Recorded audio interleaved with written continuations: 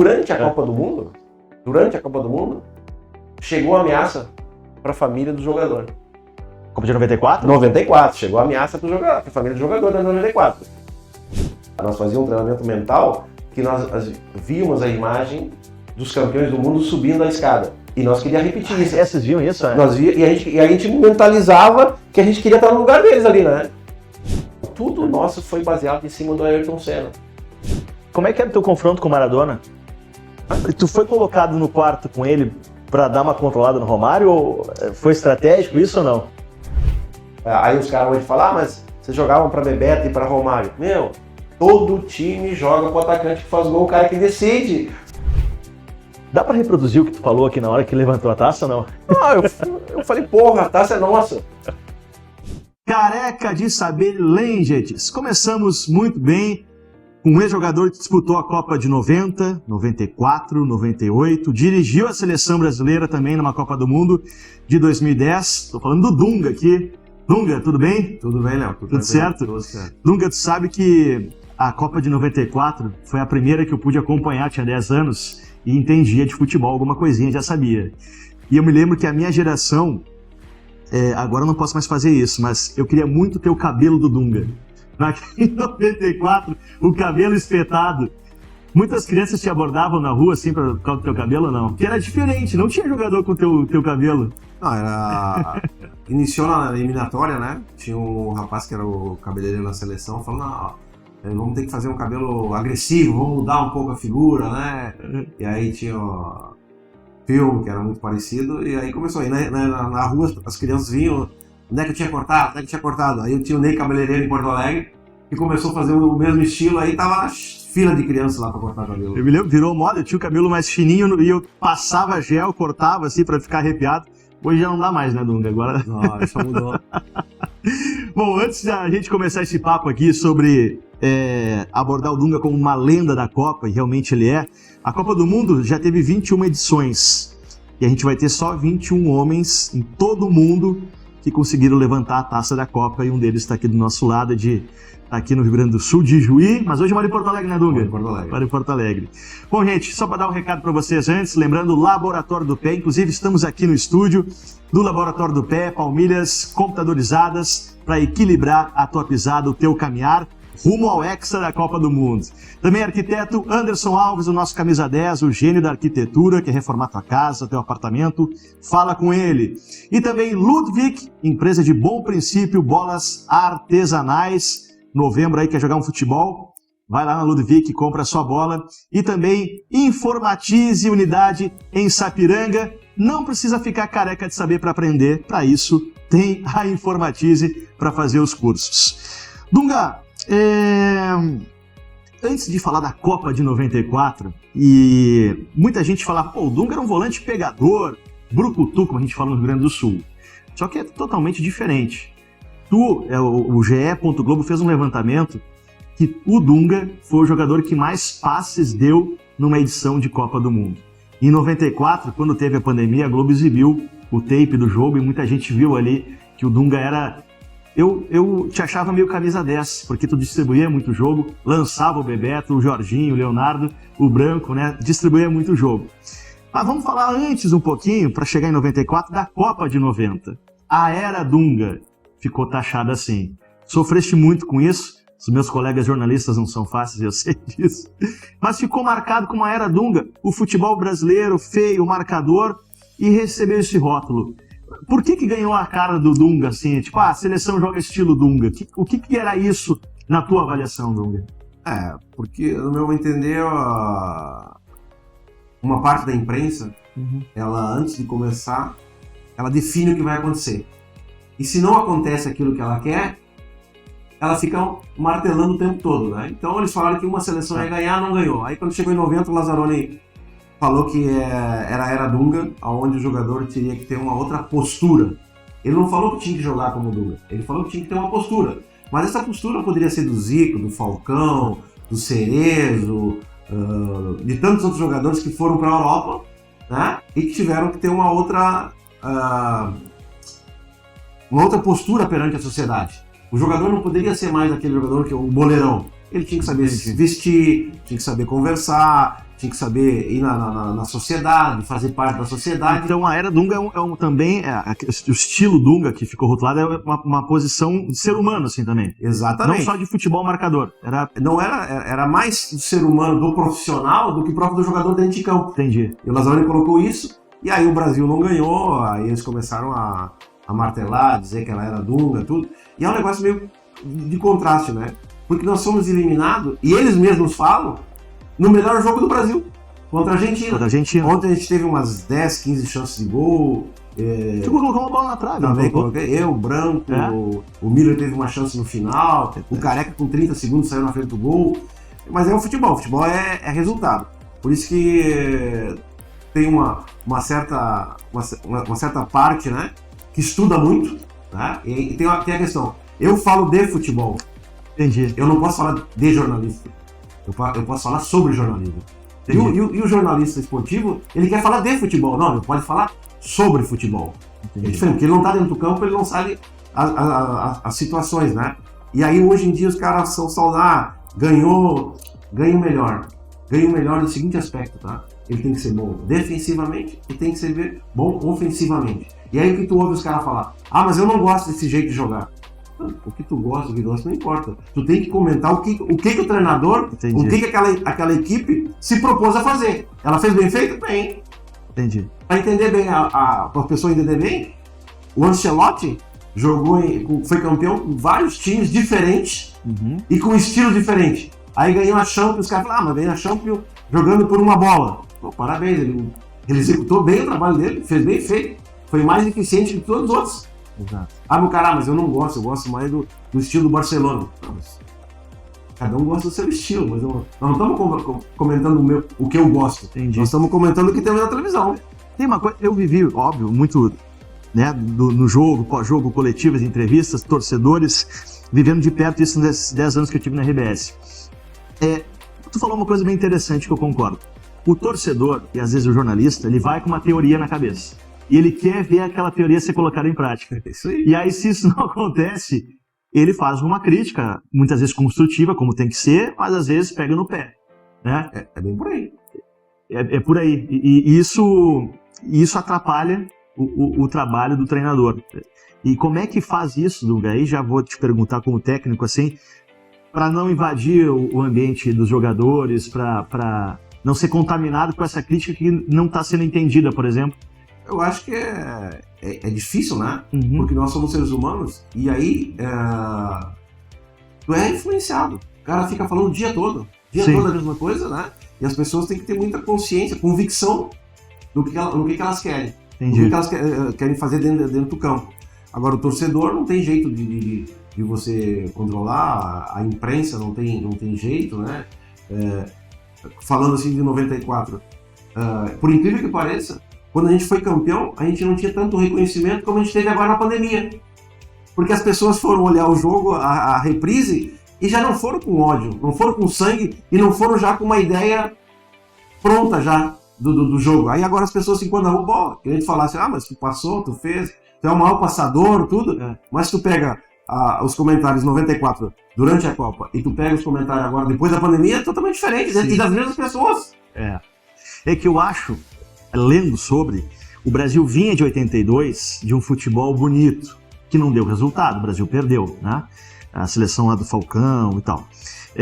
E depois foi para um estilo aí em 90, pragmático, de resultado. E acho que se cobrou muito isso, que o Brasil tinha que jogar bonito, como em 82, que não deu resultado, e em 70, só que em 70 só tinha Pelé, né? Mas aí que tá a diferença. 70 foi bom, porque jogou bonito com o resultado. Perfeito. Uma coisa não abre espaço da outra. Uhum. E aí a questão, não tem uma forma só de você ganhar. Sim. Tem várias formas de você ganhar. Então as pessoas ficam, humildade. Tu tem que ser humilde, saber que o adversário é mais forte, tu tem que neutralizar a condição dele e fazer a tua situação. E aí, é um pouco polêmico você falar isso, né? Porque 82 tinha peças individuais fantásticas, mas nunca foi uma seleção, nunca foi um time. Por que eu vou te falar isso? Porque quais os títulos aquela seleção, aquela geração ganhou dentro da seleção brasileira? Isso, as pessoas que gostam de futebol têm que pensar. Sim. Que tu pode ter as melhores peças, mas tu tem que fazer essas peças se encaixarem. Tu pode ter o melhor futebol, mas tu tem que jogar o melhor futebol com o resultado. Não pode ter uma coisa nem outra. E para ti ser o melhor, tu tem que ter o equilíbrio entre saber defender e saber atacar. Não pode ter uma coisa e a outra. E isso é o futebol é dinâmico. É como os caras falam hoje, tal sistema. Não tem um sistema. Dentro do jogo tem vários sistemas. Entendi. Joga 4-4-2, o cara joga 3-5-2. O futebol é movimento. Ô Dunga, em 90, pra gente fechar esse ciclo, vocês perderam para um futebol do Maradona, né? A era Maradona, que se falava muito. Mas a Argentina não foi campeã naquela Copa. Como é que era o teu confronto com o Maradona?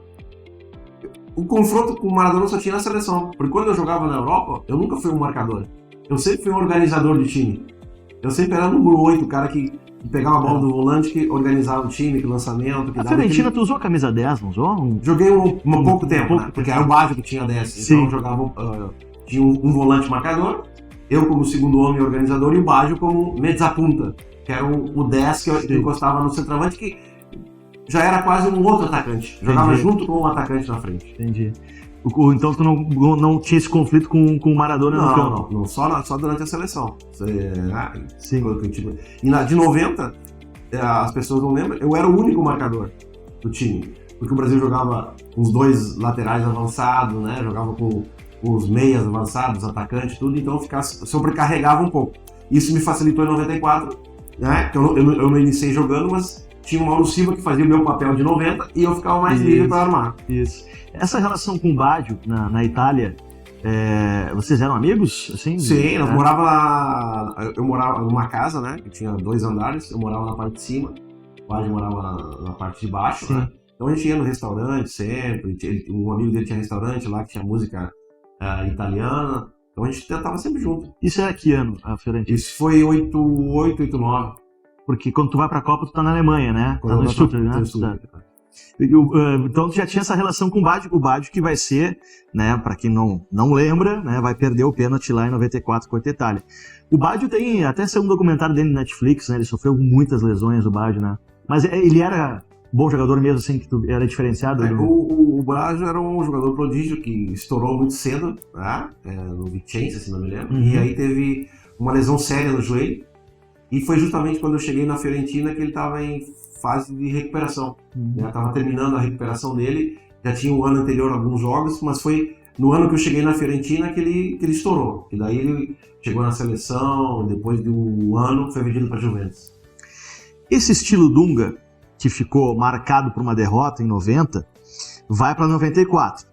E deixa eu te perguntar, Dunga, esse estilo Dunga, isso já desenvolveu na Europa, obviamente também, mas isso já veio da tua infância, na base do Inter, essa questão da postura, de se posicionar, de ter um comportamento correto, não ser o boleirão, né? Isso já vinha contigo na tua educação, ou tu passa por uma transformação muito grande na Europa? Não, já vinha, acho que a educação vem de casa, né? O que tu quer ser na vida, né? O foco. E na vida você tem que se comportar bem, não tem outra alternativa, né? E aí, sem dúvida nenhuma, a Europa me ajudou muito, né? Em termos de construção como jogador, questão da alimentação, questão de saber se comportar como jogador, que você faz parte da sociedade, você não é uma peça fora da sociedade, então isso me ajudou muito eu aprender, né, que o jogador tem uma responsabilidade social dentro da sociedade, né? E eu acho que cada um tem que ter a sua opinião, tem que ser respeitado, né? Tu vai concordar ou não, mas é a tua opinião, e você tem que saber se colocar em certos momentos. Seleção de 94, fiz a colinha aqui, mas a gente lembra de cabeça, né? Taffarel, inquestionável Taffarel, fantástico jogador, vinha muito bem. O Jorginho, Cafu era o reserva, né? Do Jorginho. Aldair, Márcio Santos, né? E o Branco, na lateral esquerda, no final, né? Mas antes era o Leonardo. Né? Mauro Silva, Dunga, Mazinho, Zinho, Bebeto e Romário. Essa formação da seleção brasileira, que é a final, ela não nasce assim exatamente, né? Ela vai passando transformações. Eu me lembro que o Raí era o titular, o Leonardo, lateral esquerdo, acaba expulso. Esse grupo aqui se encaixou bem por esse estilo de comportamento, de pessoa, tinha a parte técnica, mas como é que um grupo se fecha tão bem, Nunga, assim?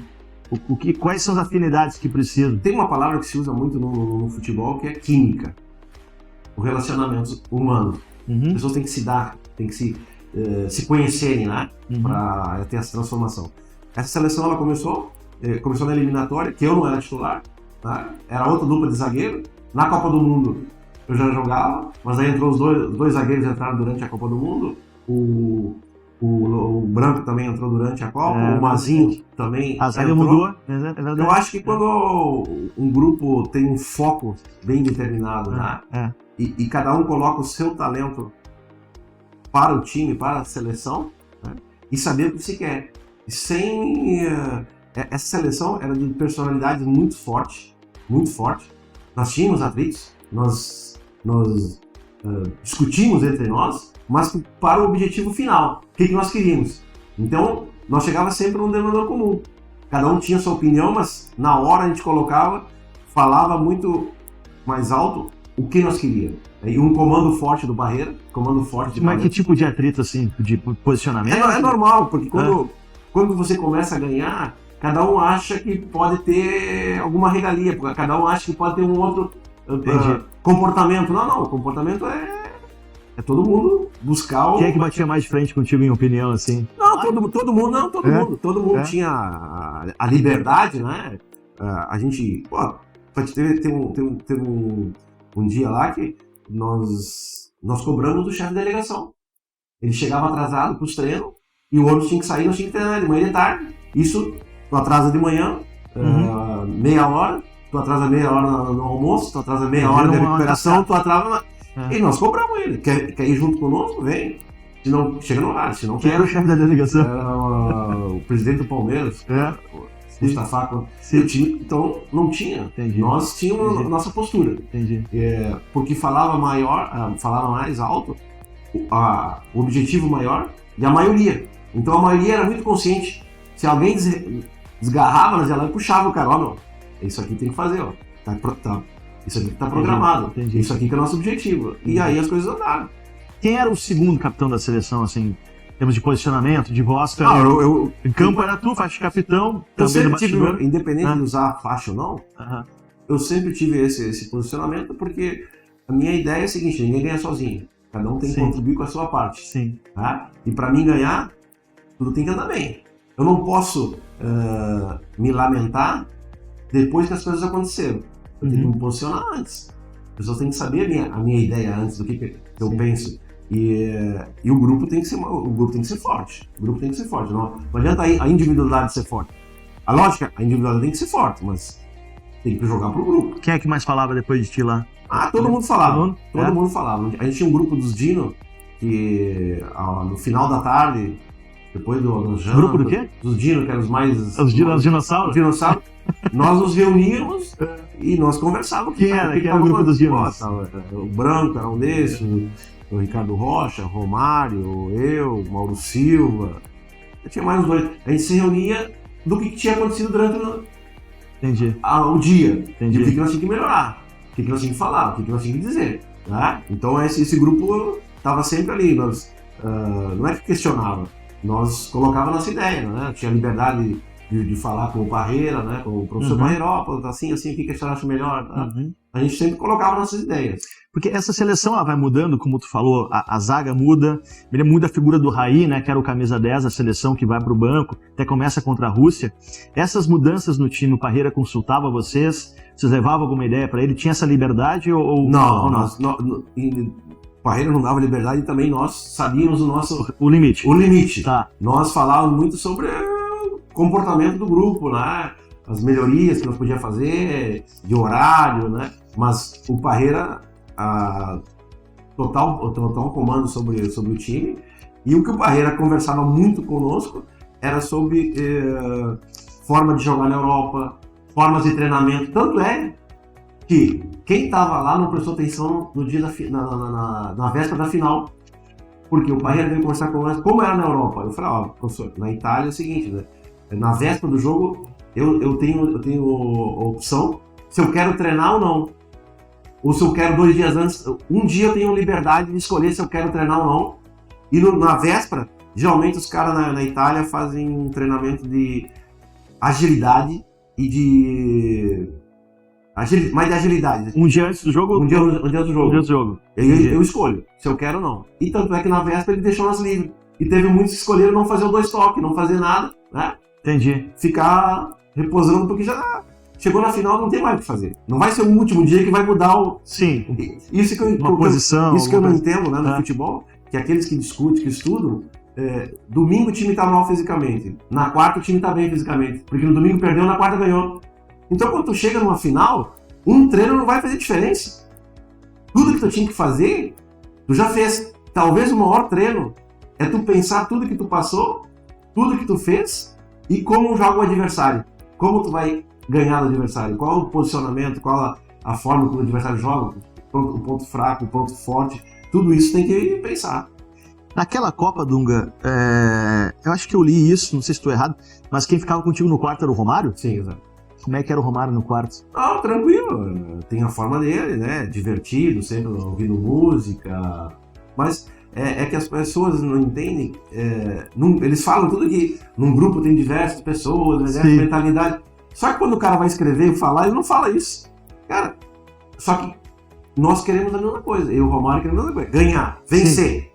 Ele da forma dele e eu da minha forma, assim como o Tafarel, assim como o Raí, assim como o Aldair. Tem o mesmo objetivo, mas formas diferentes. Forma diferente de executar, de ser humano, né? E tu foi colocado no quarto com ele pra dar uma controlada no Romário ou foi estratégico isso ou não? Foi estratégico porque tinha amizade do Vasco, né? Sim. E como tinha um bom relacionamento, ele me ouvia as coisas que eu falava, pelo menos não é que fazia o que eu queria, mas pelo menos me ouvia, né? Então o grupo do Dino também ajudou muito isso. A gente conversava, qual é o teu objetivo, o que tu quer ser, deixa as polêmicas pra lá. Teve um lance que ninguém lembra, né? Tu vê que os caras estão lá e não conseguem decifrar, né? Porque todo mundo vai atrás da mesma notícia, da mesma opinião, sem parar, ficar de longe e observar. Tinha dias que ele não queria falar com a imprensa, ele tava... todo dia falar, todo dia. Antigamente tinha que falar sempre, né? Não tinha um jogador escolhido. Sim. Então nós falamos, tranquilo. Saudade dessa época. Eu falei, então, tranquilo. A gente sai, o grupo do Dino, a gente conversar, né? Não, tu fica por último, a gente sai na frente, e tinha um corredor ali, os caras vão nos pegar, e aí quando eles nos pegar, tu passa. Porque o cara tá fazendo entrevista, não pode te largar na metade, né? Ele passava tranquilo. Então, são coisas que tu faz pra proteger a individualidade. Entendi. Pro ganho do grupo. Ele tão tranquilo, podendo fica fácil, né? Te surpreendeu o Romário na política, né? Eu não acompanho muito a questão política, né, do jogador. Não digo nem assim a questão do partido, não, mas ele como homem político, de terno e gravata, assim, te surpreendeu isso ou não? Mas voltamos a falar, né? Pessoas diferentes, diferentes, respeitar, cada um com a sua forma de ser, né? Sim. Claro, então tem que ter representatividade em todas as partes dentro da política. Dunga, óbvio que a final, né, foi super difícil. Foi a primeira vez que a Copa foi decidida num cobrança de pênaltis, né? 0-0 contra a Itália. Qual foi o jogo antes da final mais difícil? Eu me lembro assim muito Brasil e Holanda, aquele 3-2 fantástico assim dos dois lados, duas equipes jogando muito futebol, mas eu não sei se foi a Suécia que surpreendeu pelo estilo de jogo. Qual foi o jogo mais difícil assim Para mim o jogo mais difícil foi contra os Estados Unidos. Oitavas de final. Por uma série de aspectos, muito mais mental, psicológico do que em termos de rivalidade. Era dia da independência, né? Exato, perfeito, dia da independência. O Brasil já vinha de uma eliminação de 90. Você imagina perder para um país que era convidado, que não se classificou, que não tinha o futebol, né? E não tem ainda como referência, e nós perder com um jogador a menos. O Leonardo foi expulso. Com um jogador a menos, um calor insuportável, né? Então tudo essa... Era muito quente mesmo. Era muito quente. O campo era campo de potreiro, né? Duro. Não tem nada desse campo com a grama como tem hoje. Futebol americano em muitos estádios, exatamente, não tem essa grama de 11 milímetros hoje, de molhar antes. Não, ia pro jogo. O jogo era meio-dia? A maioria dos jogos era meio-dia. Tarde, né? Final era meio-dia. Esse jogo foi, acho que, 3 da tarde. Mas quente também. O estádio todo lotado, todos americanos. Muitos brasileiros que estavam lá estavam torcendo para os Estados Unidos. Né? Poucos brasileiros estavam torcendo pelo Brasil. Então tudo essa... tu entra Por quê? O ranço, assim, do brasileiro com o Brasil? O cara mora nos Estados Unidos, né? Já se acostumou. Se acostumou. Vocês viram isso, A gente viu. E tinha que ganhar. Entendeu? Então esse jogo é muito difícil. Contra a Holanda, sim, um baita jogo, mas nós, naquele momento, a gente já estava seguro. Nós estávamos seguros do que a gente queria. Sim. E já, na nossa cabeça, nós ia pra final. Nós ia pra final. A Holanda era quartas, né? E aí o Zagallo falava muito, né? Falta 1, falta 2, Sim. falta 3, falta 4. E aquela brincadeira começou a nos dar segurança, entendeu? Cada jogo que passava, a gente ia mentalmente ficando forte lá. Não, porra, o time é bom, o time vai. E contra a Holanda, a Suécia era difícil, porque a forma de jogar 4-2, mas a Suécia não tinha poder ofensivo. O Brasil já tinha empatado com a Suécia na fase de grupo, né? Fase de grupo. 1-1. Sim. E pegou na semi depois. Foi um jogo que a gente perdeu também uns contra a Suécia. 15 gols, a gente jogou no estádio Verdade. fechado. Jogou no estádio fechado, né? O Romário perde um gol Mazinho que não perderia, também, Mazinho também perdeu no verdade. final. Então, mas era uma seleção. E, cara, jogar a Copa do Mundo, assim, ó, não importa o país, eles têm 11 jogadores bons, e se tu errar, tu pode pagar. Verdade. Ô Dunga, vocês eram um grupo muito cascudo, assim, né? Tu já tinha passado por 90, vários jogadores já tinham uma história. Isso, vocês falavam do grupo dos Dinos, né? Vocês, assim, se olhavam, é a nossa vez, assim, a gente tá pronto pra isso. Bom, assim, vocês o Zagallo falava, falta 1, falta 2, vocês entenderam que, pô, a gente tá pronto. Sim, porque não era só o treinamento dentro do campo. Nós fazíamos treinamento de reuniões fora do campo também. Não é só uma coisa. Era tudo dentro do limite. Então, a gente conversava muito que era uma geração que começou lá em 82, campeão sul-americano, campeão mundial de júnior. Nós tínhamos ganho a Copa América, nós tínhamos ganho a Copa dos Confederados. Nós tínhamos ganho tudo. Só faltava uma Copa do Mundo. Então, nós tínhamos... O Parreira conversava muito sobre isso, que nós tínhamos que marcar a nossa geração. E para marcar uma geração tem que ser campeão do mundo. Verdade. Né? E que não... E tinha os questionamentos que eles faziam muito, né? Qual o preço que cada um que estava ali estava disposto a pagar para ser campeão do mundo? Então as nossas reuniões eram muito focadas nisso. Quando um desgarrava um pouquinho, qual é o preço que tu está disposto a pagar? São 40 dias que tu pode conquistar tudo que tu não conquistou na tua vida e pode ficar eternizado. Então a gente conversava. Não era um treinamento só físico, era um treinamento mental. Quando tu fala desgarrado, por exemplo, tu dá uma desopilada, sai um pouco da concentração quando não é permitido? Era mais dentro do treinamento, o cara dispersivo no treinamento, estava focado naquilo que o Parreira nos pedia, a execução das jogadas, o retorno da marcação. Vocês tinham acesso à família, assim, nesse período? Não. Foi uma das coisas também que nós conversamos. Nós começamos em 93, tudo que nós tínhamos feito de certo e errado em 90. E que nós não podíamos repetir em 94. Então, quando nós ia repetir esses erros em 94, ia lá e puxava a orelha. Lembra? Nós tínhamos discutido. E aí, a gente trabalhava muito em cima disso. Muito. Por que isso? Porque nós não queríamos que as coisas negativas de fora entrassem para dentro do grupo.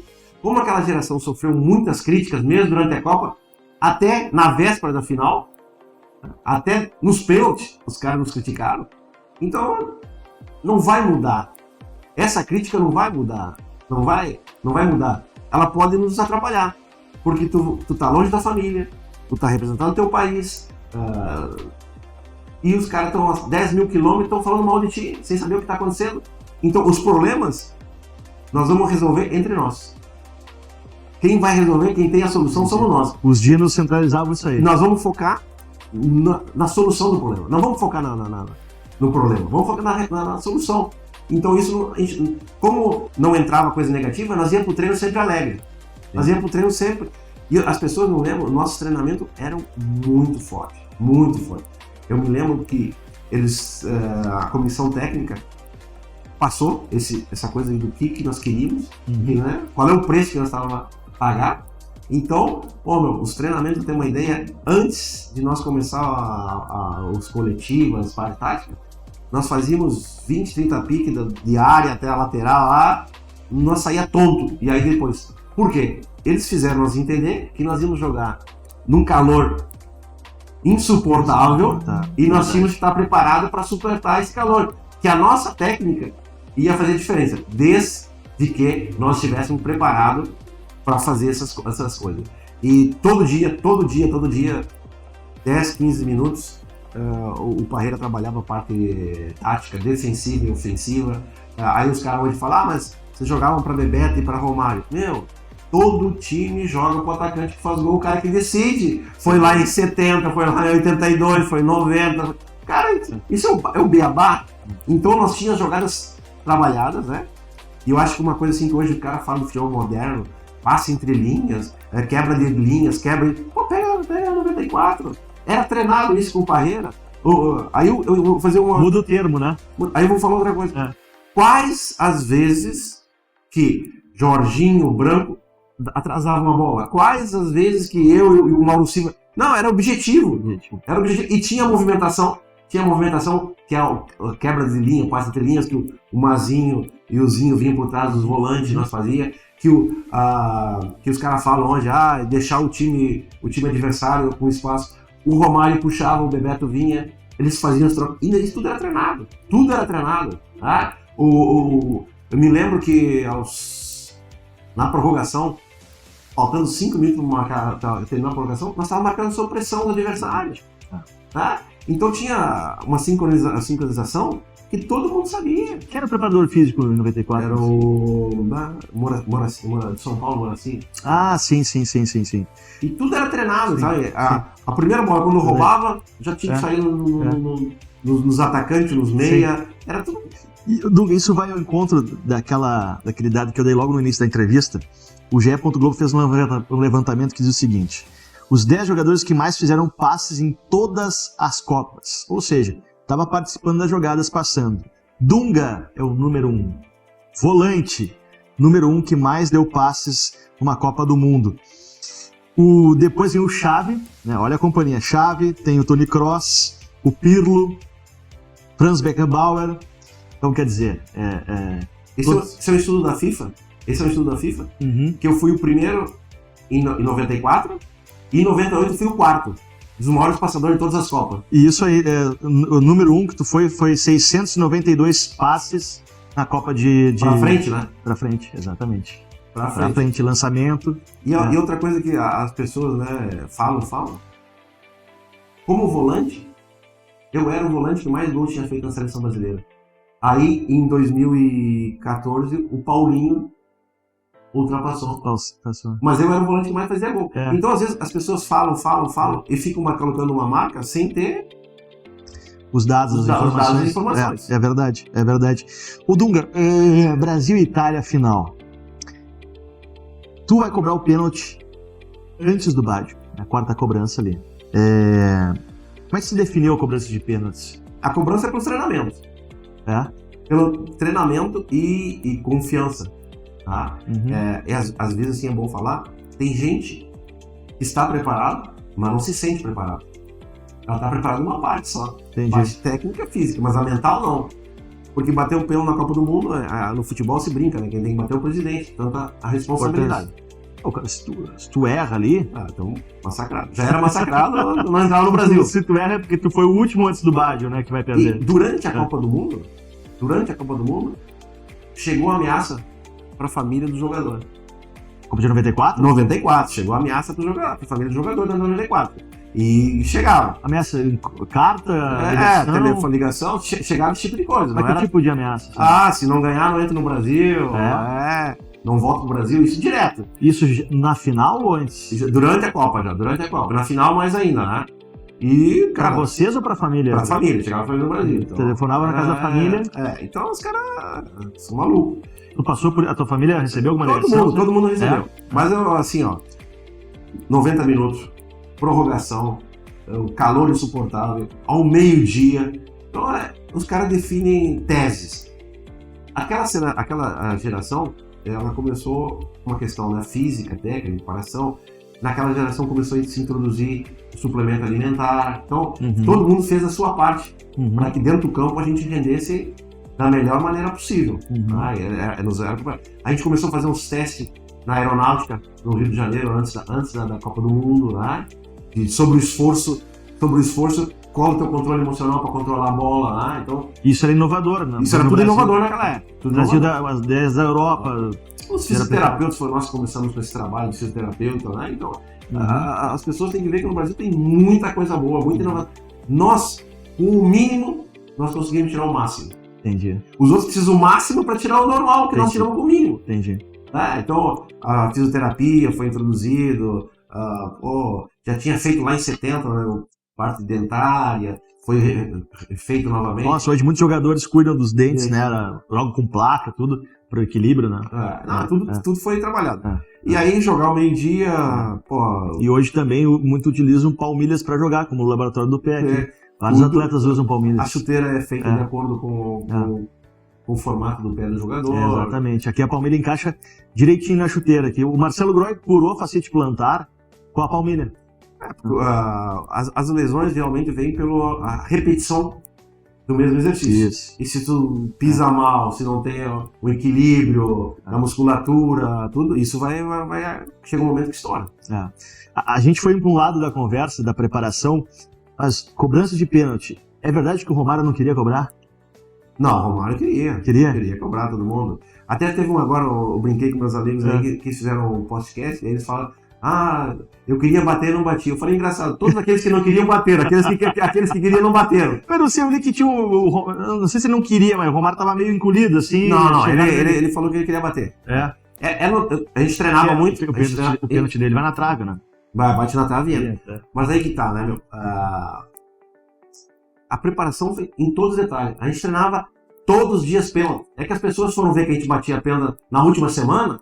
Não, mas durante a Copa do Mundo, a gente treinava pênalti. Né, Dunga? A gente treinava pênalti. E aí, nos treinamentos, era tudo anotado. Aqueles que tinham melhor aproveitamento. Agora, é normal também. Tem o cara que vai lá, bate meio por bater assim. E tem o cara que vai lá e bate sério. Então, isso a comissão técnica também levou em consideração e pegou os nomes que queriam. Aí chegou antes de a gente bater, eles foram em cada um, tá confiante, quer bater, tá preparado. Aí eles fizeram a lista. Entendi. Ô Dunga, quando tu foi pra bola, o que passou na tua cabeça? Tu lembra, assim? Eu lembro tudo, né? Essa questão das ameaças, da pressão, da era Dunga, família. Passa um filme na cabeça ou não dá tempo? Passa tudo. É? Eu me lembro que o Massaro bateu a bola, veio até o meio de campo, eu peguei. E quando os primeiros passos, eu falei, se eu errar, não entro no Brasil, os caras me matam. Mas em seguida, eu já comecei a me concentrar no que eu tinha que fazer, porque eu tinha treinado. Eu treinei, eu tô preparado. Qual é o problema? Sabia onde tu eu sabia ou tu mudou? Não, sabia onde é que ia bater. Porque eu treinava de duas formas. Tá? Uma com o Gilmar, eu treinava forte, eu dizia pra ele onde é que eu ia bater e batia ali. E com o Tafarel, eu batia diferente, eu batia colocado. Então, eu tinha uma hora que eu comecei a caber, eu sabia que eu ia bater, da forma que eu ia bater. Já tá disponível. Porque muita gente diz, troca na hora. 2% troca na hora. 2%. Quem troca na hora é daqueles outros 80, 90 e poucos por cento. Só tem os caras aqui, Djalminha, Neymar, os caras param, olham, até o último segundo. Mas a maioria que troca na última hora não dá certo. Quando o Baggio vai, tu sentiu alguma coisa assim? Esse cara vai errar ou não? Não senti. Porque o Baggio era o craque do time. Assim, a tendência era acertar, né? Sim. Tivesse que apostar, né? Aí eu volto a repetir no treinamento. Nós conversávamos com os goleiros, tinha o Tafarel, o Gilmar e o Zete, e tinha o Wender, e aí eles falavam para nós quais as dificuldades que o goleiro tinha no pênalti. Aonde que a batida ia, que era difícil de pegar. Então, a rasteira bem no canto, geralmente o goleiro sabe que o pé direito bate cruzado no lado direito do goleiro, se bater em cima não chega, se bater a bola, a batida seca na bola que tu vê, dificilmente chega, tem que ser na linha da rede. Então todas essas informações eram passadas para nós na hora do treinamento. Quais a dificuldade o goleiro tinha. E nós passávamos para ele qual a dificuldade, o goleiro, quando não se mexe, se ele só no último instante ele te passa em segurança para ti, a responsabilidade. Então tudo isso era conversado. E eu acho que tem um momento muito especial para todos os brasileiros, ficou eternizado e ficará para sempre. É o momento da taça, de levantar a taça da Copa do Mundo. Né? A gente falava no início que poucos homens no mundo tiveram esse privilégio. Dá pra reproduzir o que tu falou aqui na hora que levantou a taça ou não? Ah, eu falei, porra, a taça é nossa. Só que daí os caras criaram uma teoria. uma teoria. Isso, né, Dunga? Aí eu vou te falar assim, no melhor momento da minha vida, eu vou pensar no cara, eu vou pensar na seleção, na alegria, A teoria era que tu tinha dado um recado pros jornalistas. Eu vou pensar nos caras naquela hora. Depois de 10 dias eu vou pensar, mas naquele momento, a adrenalina tá lá em cima, tu quer ser feliz, né? É o desabafo, eu quer botar pra fora. Tu quer comemorar, porque aí eu volto lá, nós fazíamos um treinamento mental que nós víamos a imagem dos campeões do mundo subindo a escada. E nós queríamos repetir isso. Vocês viam isso, né? Nós via, e a gente mentalizava que a gente queria estar no lugar deles ali, né? Pô, quando eu tô lá em cima, eu vou pensar nos caras. Vou pensar no Carlos Alberto Torres, vou pensar no Bellini, vou pensar no Mauro. Porra, e naquele momento não dá pra te pensar. Tu tá tão eufórico. Esse vídeo era passado durante a Copa pra vocês? Ou Nas palestras a gente fazia, né? De mentalização, de conversar. E a gente conversar entre nós também, o que a gente queria, né? Entendi. Que tu vai... O quanto vai representar isso para cada um de nós, né? E cada um que tá disposto. Pô, quando a gente tava lá em cima, então, é só sorriso, né? Vamos pensar no cara. O vídeo que o Parreira passava era dos brasileiros levantando a taça? Também. Ou era de outra seleção? Levando, não, do Brasil. Do Brasil. Tudo era do Brasil e da Ayrton Senna. Todas as nossas referências eram da Ayrton Senna. O Ayrton morreu durante a Copa, não foi? Não, antes da Copa. Antes da Copa? Eu tava vindo da Alemanha, tava no aeroporto. São datas que me marcou. Eu tava na Alemanha falando com... Vocês entram com uma faixa do Senna, né? Então, tudo nosso foi baseado em cima do Ayrton Senna. Né? Do posicionamento dele como profissional. Da busca dele de superação de cada instante. Então isso, o Evandro montou tudo e aí a gente conversava entre nós. O Evandro era quem cuidava dessa parte. Com o Parreira, então era tudo uma coisa sincronizada. E a gente conversava, né? A postura como profissional do Ayrton Senna, de que forma ele agia, de que forma era a conduta dele, né? Que nós tínhamos que se aproximar. Não é ser igual. As coisas boas você captar, né? E entrar para marcar uma geração. Era a única coisa que faltava para aquela geração. Porque aí é um outro contraditório, né? Os caras falam que uma geração não era tão boa até que... Mas se ganhou tudo que tinha que ganhar, como não pode ser? E aí a gente coloca, goleiro melhor que o Tafarel. Pode ter igual, melhor não. Laterais que cruzam igual Jorginho, Branco, Leonardo, Cafu. Jogava muito. Zagueiro como o Aldair. O Aldair não era um zagueiro. O Aldair era o número 10. Direita, esquerda, Márcio Santos, Mauro Silva. Então era... Um cara que jogava muito pra mim era o Zinho. Também. Muito criticado. Enceradeira. Articulava muito meio campozinho. Imagina o Zinho jogando hoje ou jogando num Barcelona. Os jogadores do Barcelona faziam aquela função do Zinho, era elogiado. Exato. E o Zinho fazia... Então, no Brasil a gente tem dificuldade de elogiar quem vence. Quem vence. Ô Dunga, até sobre isso, deixa eu fazer uma pergunta, dá pra fazer agora. Da seleção de 94, quem seria titular hoje? Eu vou deixar, tu fala de ti mesmo. O Dunga seria pra mim titular da seleção hoje. Teria mais espaço pra alguém na seleção de hoje? Teria. Porra. Romário e Bebeto, certo. Romário, os dois nossos laterais são fortes, né? É verdade. Tá ali no grupo, não tá brigando. Tem muitos jogadores que Porque era diferente, era um futebol diferente, hoje é um futebol mais... Mas diferente não é, tá? O que define futebol é a técnica. Sim. Os caras ficam... Não, o que define é o passe. Não tem. É o controle. Marcar, dá pra se ajeitar, marcar, tem posicionamento, tem organização, tudo. Mas uma coisa que ninguém fala, pouco fala no futebol, é o gesto técnico. O gesto técnico que desequilibra a qualquer momento. O cara dominar a bola precisa, né? Hoje o cara domina a bola 1, 2, 3 toques para chutar. Bebeto e Romário é um toque ou 2 no máximo, definir a jogada. O Branco, o Jorginho, eles não passavam a bola para trás. Era para frente, cara. Era para frente. Quando passava do meio, o Parreira falava sempre, passou do meio atacante. Passou do meio atacante, esquece. E outra coisa que passou do meio, não te preocupa em marcar e voltar. Os outros vão tu tem que atacar. Cobrir, entendi. Ali a tua função é atacar. Porque senão tu vai atacar e tu já fica pensando em voltar. Não. vai ser feliz, vai ser feliz. Sim, ali na frente tem que fazer Tem que diferença. liberdade. E aí tu vê assim que não era só os 11 que estavam preparados. Todo mundo estava preparado. Todo mundo. Porque tu vê que trocou vários jogadores. Sim, durante a Copa, né? O Cafu entrou na final. O Cafu entrou no jogo contra os Estados Unidos. O Viola entrou, jogou 10 minutos, parecia que era titular do time. É verdade. Então os caras estavam preparados e muito conscientes. Os nossos treinos eram tão difíceis, ou mais difícil que o jogo. Sim. Porque tu vê, Viola, Sim. Ronaldo... Pois é, aí tá. Tinha um cara chamado Ronaldo, que depois virou Ronaldinho. O Ronaldo ali já... Tu olhava pra ele e tu via que ele ia ser um fenômeno, assim, como foi ou não? Ele era pegou diferencial. Pegou uma escola. Eu acho que na vida tu tem que ter referências, né? Mas não é referência do que... O que eu tinha quando eu comecei a jogar, eu ficava no alambrado, vendo Rubem Paz, vendo Mauro Galvão, vendo André Luiz. No Inter. Como é que eles dominavam a bola, como é que eles chutavam, como é que cabeceava. Depois eu peguei o escurinho no final, olha o guri, se cabeceia assim, tá?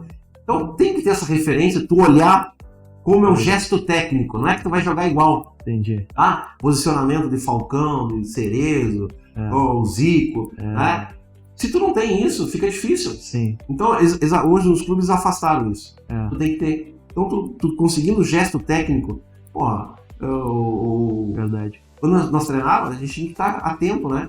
Quando nós estávamos com a bola e sem. Por quê? Do outro lado tinha Viola, Ronaldo, Raí, o Paulo Sérgio, que era um cara de velocidade. Paulo, sabe que eu fui fazer a lista daquela seleção, eu me tinha esquecido do Paulo Sérgio.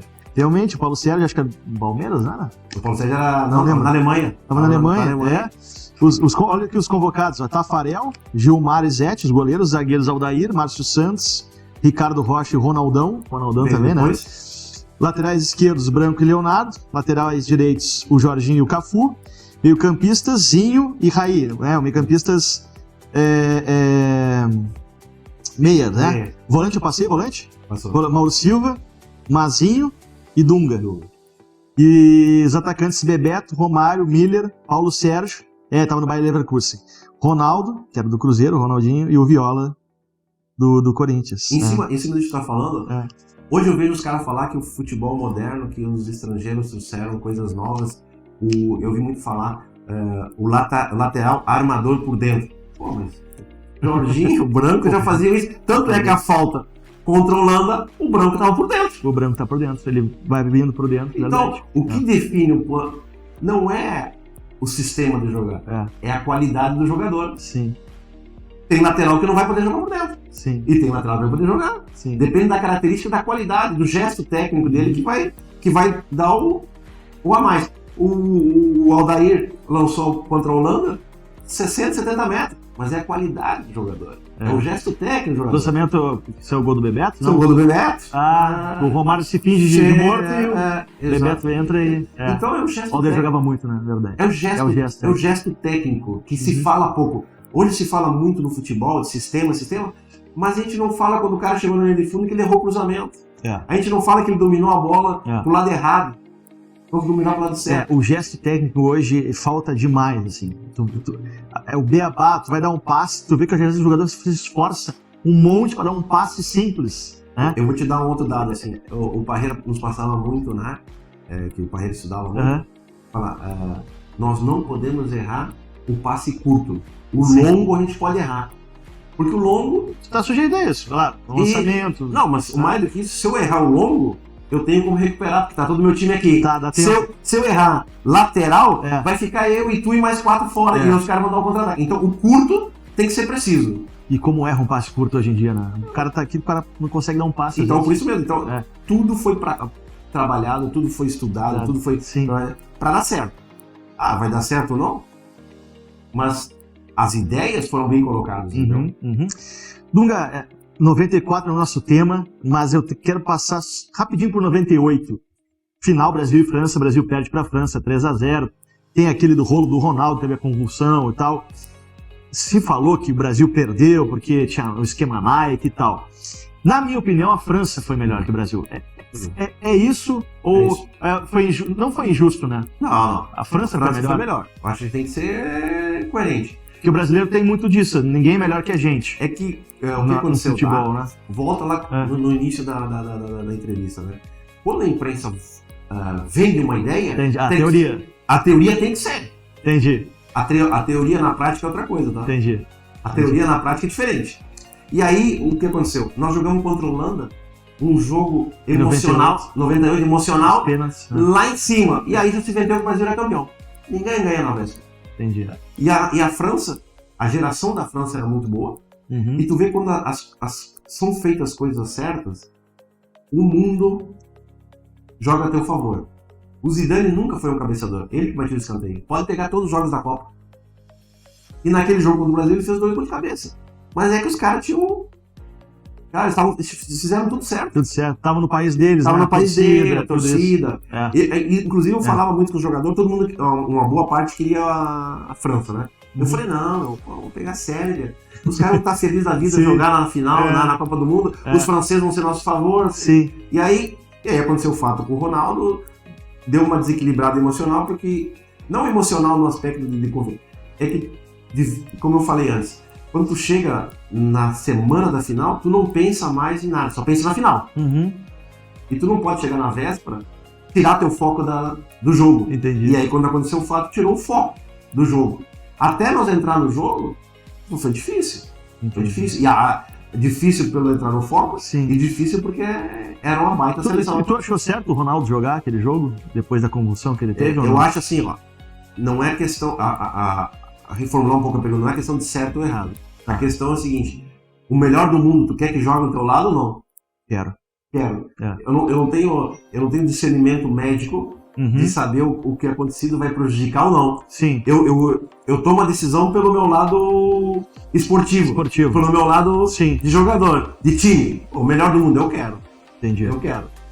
Esse cara vai decidir. E se tu perguntar pra todo jogador, todo mundo vai responder a mesma coisa. E o Ronaldo vinha jogando muito bem, né? Desequilibrando. Então, cara, esses são os caras que 1 contra 1, uma bola, né? Tu nunca fica tranquilo, a defesa, mesmo quando a bola tá com o teu time, tu tendo um jogador desse lá na frente.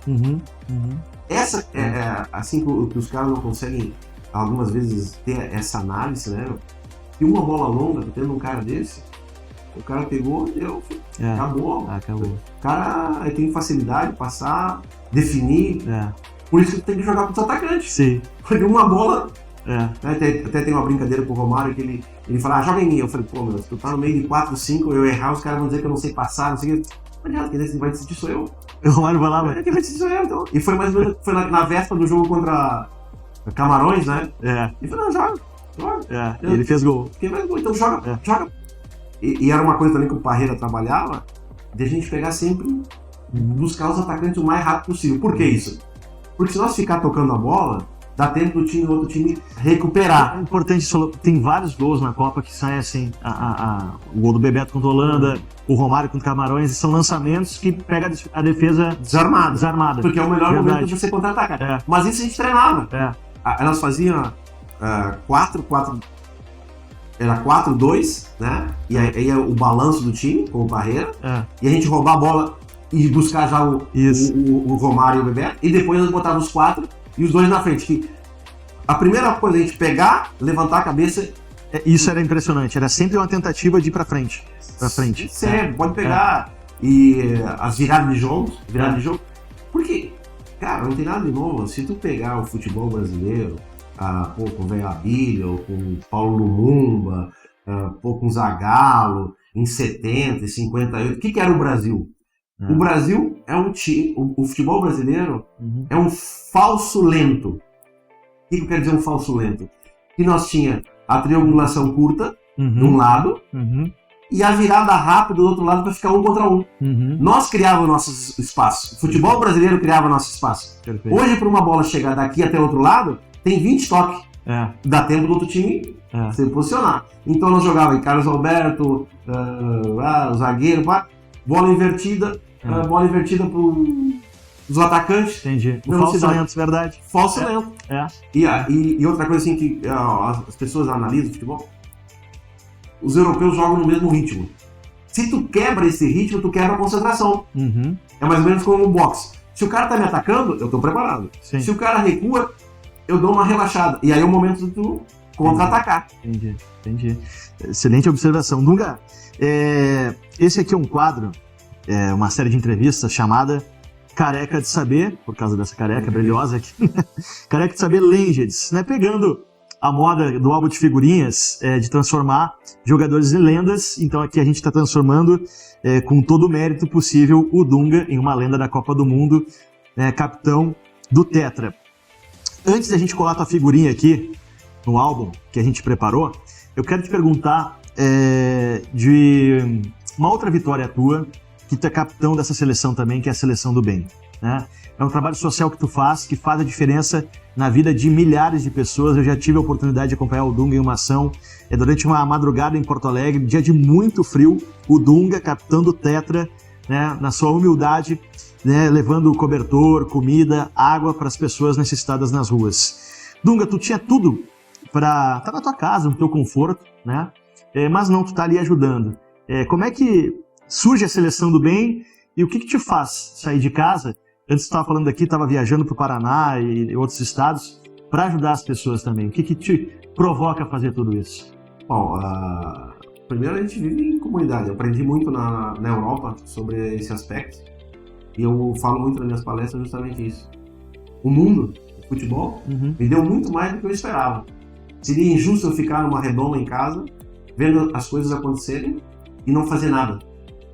Eu vejo muitas pessoas falando como deveria ser o mundo, falando que o mundo deveria mudar, mas elas nunca se perguntaram qual a participação dela. Não seria ela, começar por ela mudar, por ela ajudar?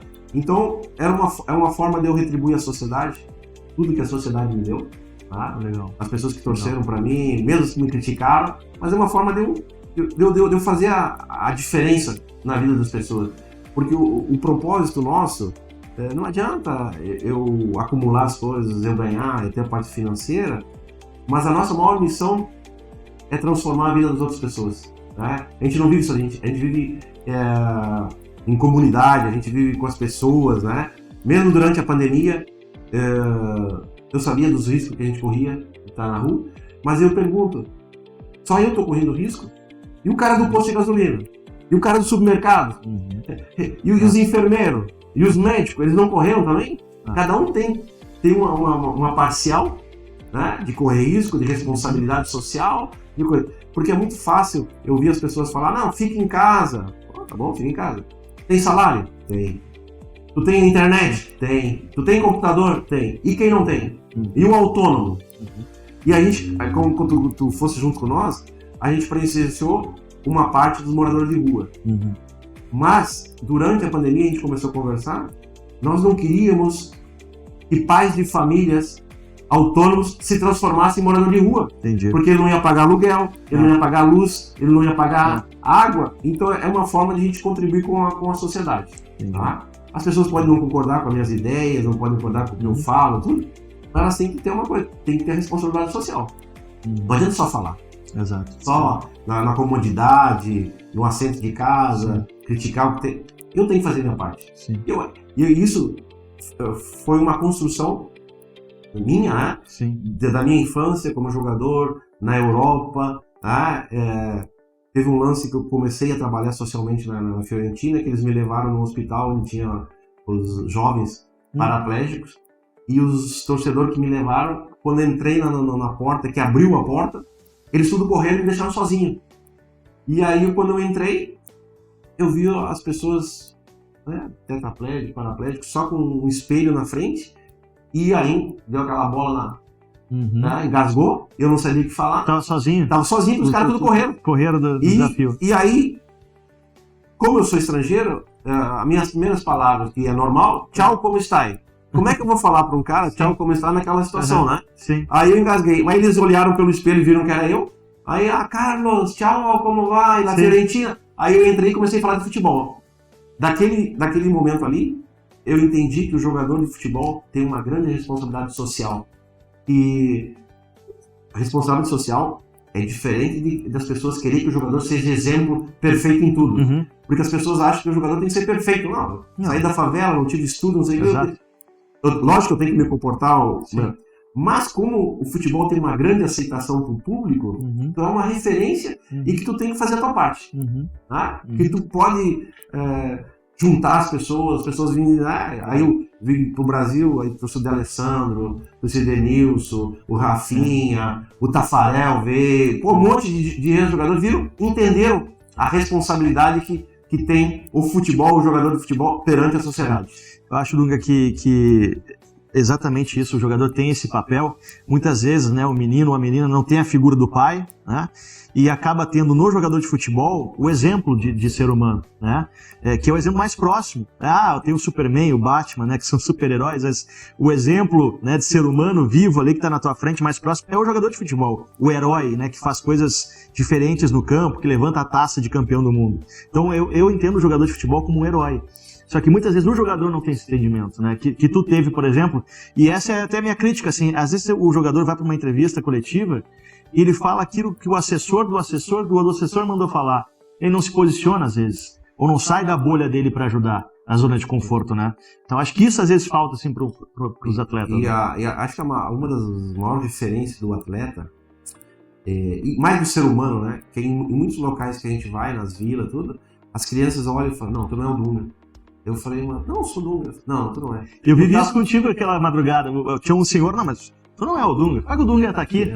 Então os caras falam, mano, tu tá na televisão ontem, tu vai estar se importando com nós? Eu falei, não, eu me importo. Também fui menino, também fui jogador, também fui... Não. Tu tá lá na televisão, tu vai vir aqui nos ver aqui por quê? Então tem que quebrar esse gelo, saber que nós somos seres humanos. Cada um tem uma profissão, todas as profissões são importantes, né? Cada um dentro da sociedade, e cada um tem que se importar com o outro.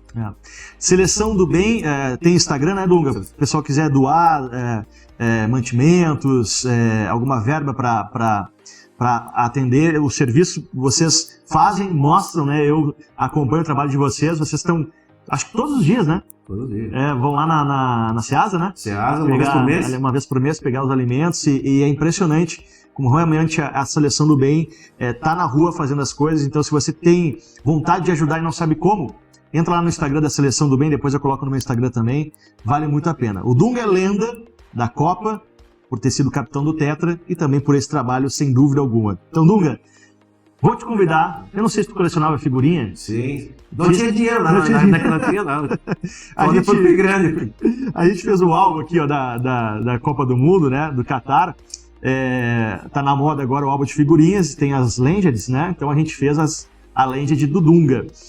Até quero citar aqui o meu amigo Pablo Leandro dos Santos, num churrasco, ele falou: por que tu não faz um careca de saber Legends? Pô, tá aí, boa ideia, Pablo. Então, um abraço pro Pablo, conhecido como Bill também. Dunga, vou te convidar pra colar. Vamos lá. Eu já deixei a pontinha aqui. Vou botar aqui, peraí.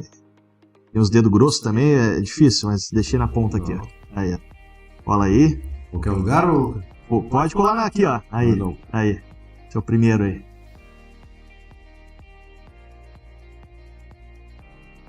Aí, ó. Boa, mostra ali pra câmera, tá ali o Dunga, ó. Aqui tirar um pouco do reflexo. Aí, ó. Boa. Dunga, obrigado pelo papo. Te agradeço muito por ter vindo aqui no Laboratório do Pé. Sabe que quem vem aqui ganha uma avaliação grátis para ter a palmilha, para tu caminhar. Tem até chinelo com palmilha. Não sei se tu sofre com dor no joelho, tornozelo. Muito. Ex-jogador de futebol sofre com dor. Então a palmilha, ela equilibra a tua pisada, é muito bom para isso. Tua avaliação já tá garantida aqui, tá? Ok, muito obrigado. Obrigado, Dunga. Perguntinha bem fácil para terminar a entrevista. O Hexa vem ou não vem? Somos favoritos? Tá na hora, somos favoritos. O Brasil sempre é favorito, mas eu acho que assim, ó, essa gurizada que entrou na frente aí, esses jogadores mais jovens, vai dar uma diferença incrível. Bom, né? O Rafinha, que é nosso, né? Rafinha da Tinga, né? Da Tinga, exatamente. Como é que esse jogador não passou pro Grêmio Inter, né, tia? Isso é incrível. A gente se pergunta, né? É verdade. E, na Copa, Dunga, como é que funciona? Eu sei que os capitães, né, sempre são convidados pela FIFA para eventos, assim, na Copa. Tu vai olhar daqui do Brasil, vai lá pro Catar ou não? A primeira parte eu vou ao Catar. Né? Fiz um evento agora sobre para a Olimpíada, né? Sim. Asiático. E então os capitães vão estar lá. Uma parte da Copa vou estar lá. Legal. Merece. Dunga, obrigado. Falou. Sucesso aí. Falou. Valeu, obrigado.